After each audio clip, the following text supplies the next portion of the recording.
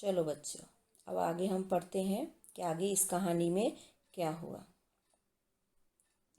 इच्छा देवी ने वरदान देने का बोल दिया बच्चों को कि चलो मैं आपको वरदान देती हूँ, लेकिन मेरी एक शर्त है। वरदान लेकर तुम मेरे पास कभी भी शिकायत करने मत आना कि मैं अपना वरदान वापस ले सकूं। बच्चे एक साथ बोलते हैं, आप हमें वरदान दे दो कि हम पर कोई भी बड़ा अपना आदेश न चलाए। इच्छा देवी ने तथास्तु बोला। अब बच्चों को वरदान मिल चुका था। कैसा वरदान कि उन्हें बड़े, उनके कोई भी बड़े, चाहे वो घर पे मम्मी पापा हो, स्कूल में टीचर हो या पार्क में माली हो, कोई आदेश नहीं देगा। तीसरा दृश्य, अब आगे क्या होता है देखो। सब बच्चे पार्क में कूड़ा फैलाते, कोई भी उन्हें मना नहीं करता था। अभी सभी बच्चे पार्क में जगह जगह गंदगी फैलाते थे, कूड़ा फैलाते, कोई भी उन्हें मना नहीं करता था। शिक्षक अब उन्हें पढ़ाई के लिए नहीं टोकते थे। वो होमवर्क करके लाते तो भी, क्लास वर्क करते तो भी, चाहे नहीं करते तो भी, उनको शिक्षक मना ही नहीं, कुछ टोकते ही नहीं थे, कुछ बोलते ही नहीं थे। माता पिता भी किसी अच्छी आदत के लिए कुछ नहीं कहते थे। घर पे बच्चे नहाए ना नहाए, ब्रश करे या ना करे, अपने रूम को साफ किया कि नहीं किया, होमवर्क किया कि नहीं किया, अपना सामान जगह पे रखा कि नहीं रखा, को किसी चीज़ के लिए उनके मम्मी पापा कुछ नहीं बोलते थे। सब बच्चे गंदे रहने लगे। अभी किसी को, कोई भी बच्चे को कुछ नहीं बोला जाएगा तो बच्चे क्या करेंगे। अब तो हमें कोई रोक ही नहीं सकता, अभी तो हमें कोई टोक ही नहीं सकता, तो अपना जो मन में है वो करते थे। तो सब बच्चे गंदे रहने लगे, न वो नहाते, न ब्रश करते, न कुछ, हमेशा जहाँ रहते वहाँ गंदा ही गंदा रहता था। बालों में कंघी ना होती थी, उनके कमरे में छिलके, कागज़ के टुकड़े, किताबें, सब कुछ बिखरा रहता था। यहाँ तक कि वे जिस पार्क में जाते उसे खूब गंदा कर देते। एक दिन बच्चे पार्क में मानुषी, यह तो इतना गंदा पार्क हो गया। मानुषी जो थी वो बोली, अरे देखो यह पार्क तो कितना गंदा हो गया। हमारे खेलने के लिए कोई साफ जगह ही नहीं है। अरे साफ जगह कैसे होगा, ये गंदगी किसने किया? आप लोगों ने ही तो किया था। अब इसी में खेलो आप लोग।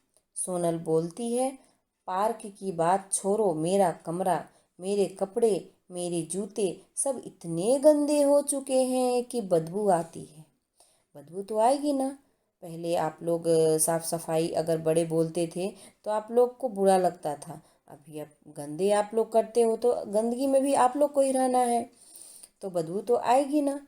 राहुल अब तो शिक्षक ना ही पढ़ने के लिए कहते हैं और ना ही गृह कार्य देते हैं। मुझे लगता है इस वर्ष में परीक्षा में अनुत्तीर्ण हो जाऊंगा, फेल हो जाऊंगा। बच्चों को अपनी गलती का एहसास हुआ। प्रखर मुझसे प्रखर बोलता है, मुझसे कोई भी दोस्ती नहीं करना चाहता है। कैसे आपसे दोस्ती करेगा? आप तो इतने गंदे लगते हो देखने में, तो कैसे आपसे कोई दोस्ती करेगा? मुझे लगता है हमने मनमाने का वरदान पाकर बहुत बड़ी भूल की है। अब बच्चों को अपनी गलती का पछतावा हुआ कि जो हमने इच्छा देवी से वरदान मांगा है वो गलत है हमारे लिए। हमें यह वरदान नहीं मांगना चाहिए था।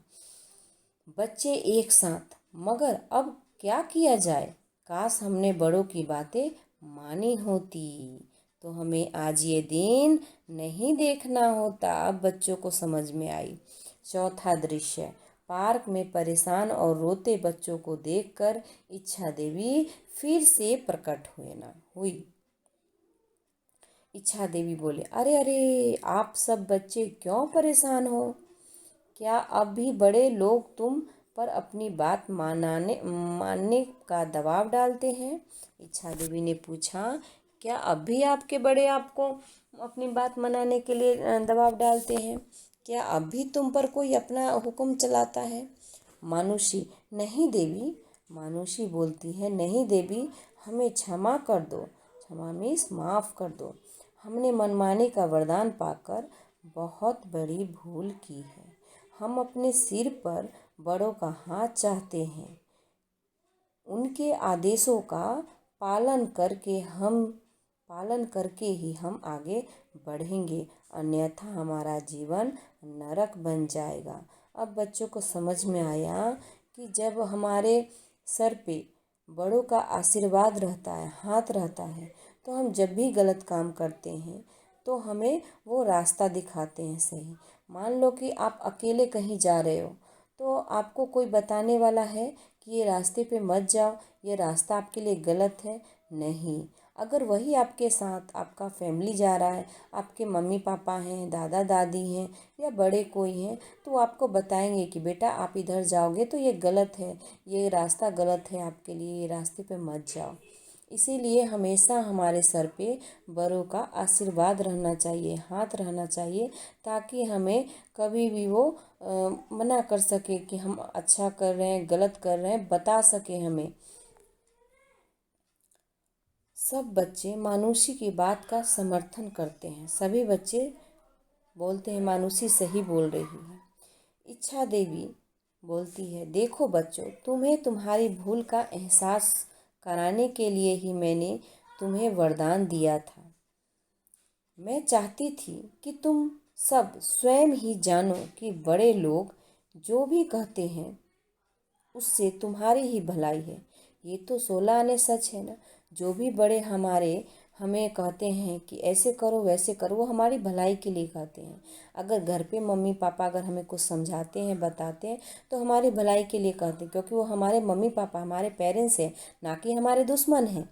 अगर टीचर, स्कूल में अध्यापक आपको कुछ बोलती है, तो वो भी आपके भलाई के लिए बोलती है कि आप अच्छे मार्क्स से पास हो और आप आगे बढ़ो और आगे बढ़ के कुछ अच्छा बनो। तो हमेशा हमें हमारे अपने जो बड़े हैं वो बोलते हैं हमें, तो भलाई के लिए ही बोलते हैं। ये हमें ध्यान रखना चाहिए कि हमारे जो अपने हैं वो हमारे लिए कभी बुरा नहीं सोचेंगे, हमेशा अच्छा ही सोचेंगे। कि तुम आज से माता पिता, अध्यापक एवं सभी बड़ों की बातों का सम्मान करोगे और उनके बताए मार्ग पर ही चलोगे। बच्चे एक साथ, हम अपने बड़ों की हर बात मानकर अपने जीवन को सफल बनाएंगे। सभी बच्चे एक साथ आपस में बोले कि हम अपने बड़ों की हर बात मानकर अपने जीवन को सफल बनाएंगे। क्यों? क्योंकि सभी बच्चों को समझ में आ गया कि बड़े जो कहते हैं वो हमारे भले के लिए ही कहते हैं।